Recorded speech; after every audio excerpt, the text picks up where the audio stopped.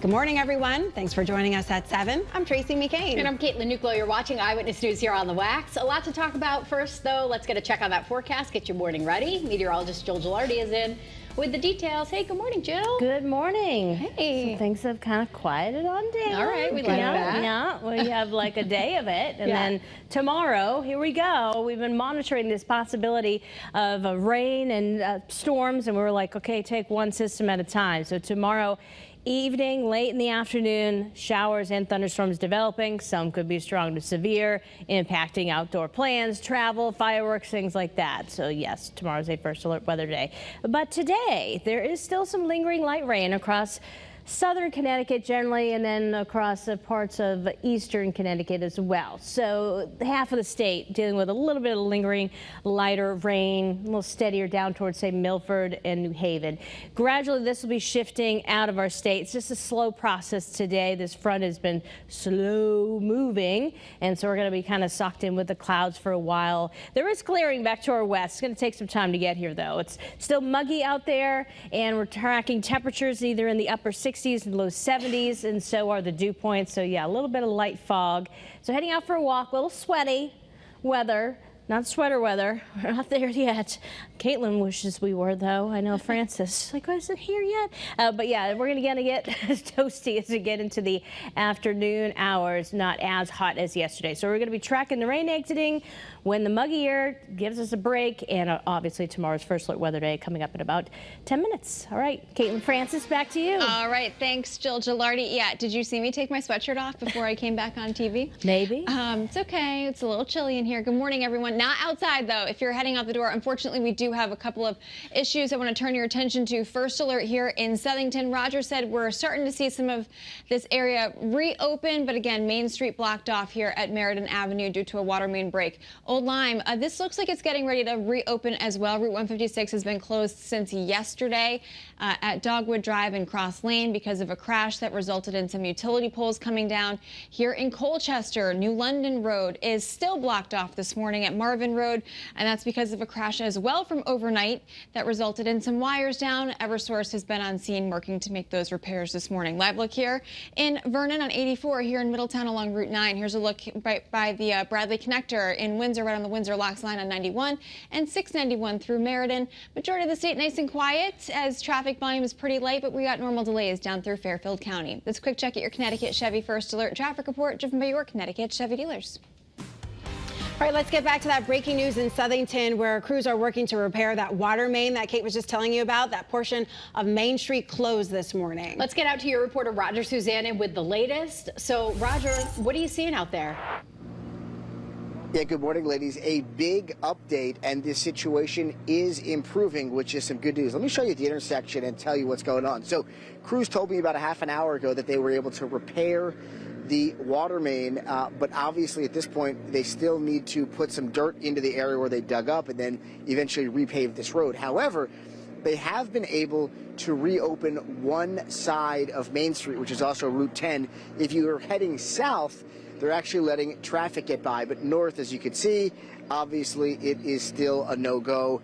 By the way, Meriden Avenue is also closed at this intersection. So again, this still could impact your morning commute, and you may have to drive around it.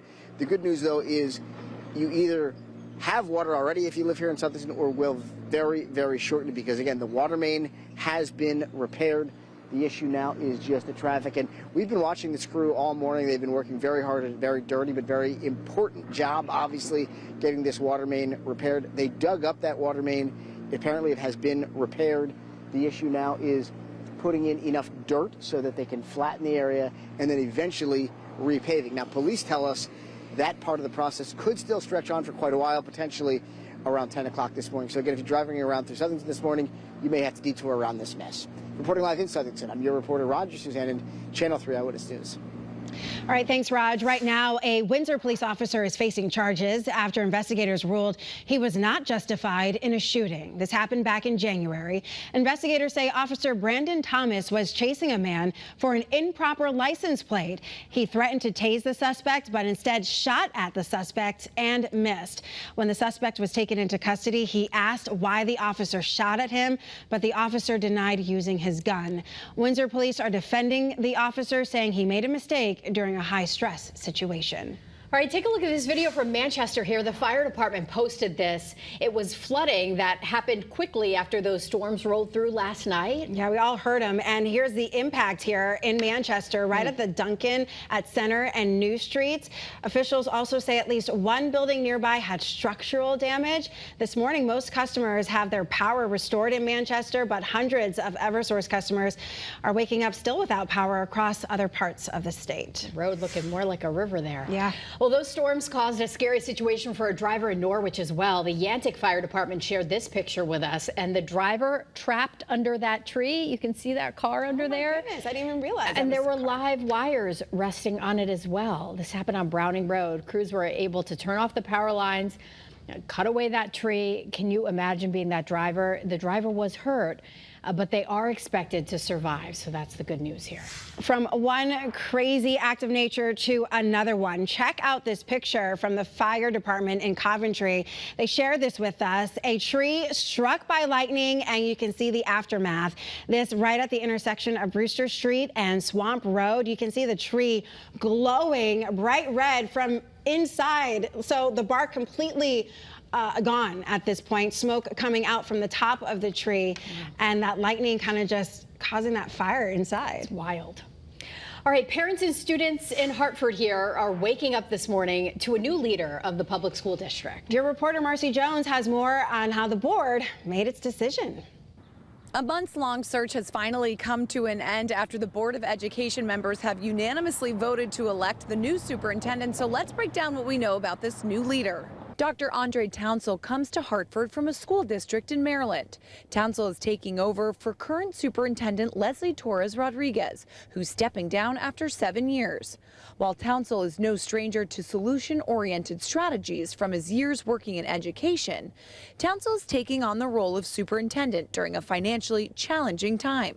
Recently, more than 100 staff positions were cut to help make up a multi-million-dollar budget deficit. Townsell's ability to adapt is a key reason many say they believe he's the right fit to lead the city's district. Most importantly, I'm excited for all of our students. He has worked in every single level of the school system. So everybody who said that they wanted a teacher, well, we got a teacher. Everybody who said that they wanted somebody with principal experience, we have a principal.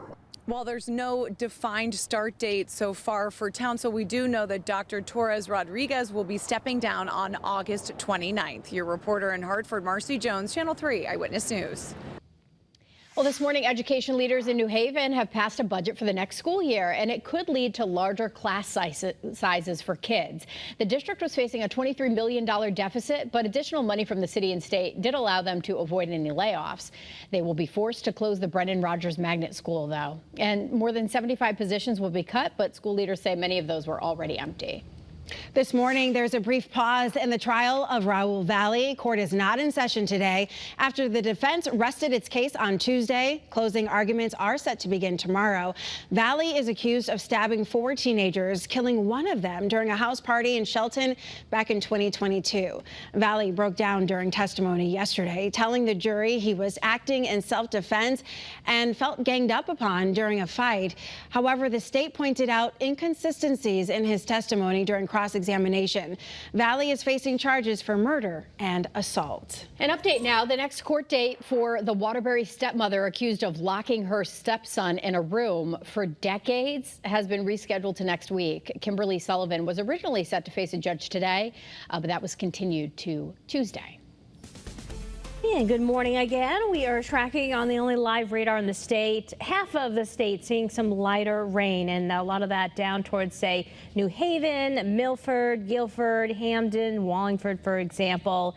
And a lot of this rain will be with us at least for the next hour or so in New Haven before we will see that rain move out. It'll take some time to get some breaks of sunshine, but once we do, we'll get into the low 80s this afternoon across Litchfield County. Upper 80s, though, and mid 80s across Hartford, and then across the northeastern and quiet corner, low 80s. The shoreline, with that wind off the water, you're held back to about 79 Niantic, 81 Madison, 83 Brantford, but 86 in Wallingford. So a little muggy out there right now. Some improvements expected. We're going to talk more about tomorrow's First Alert Weather Day, of course, in detail for you coming up here in just a few minutes. Tracy? All right, Jill, thanks.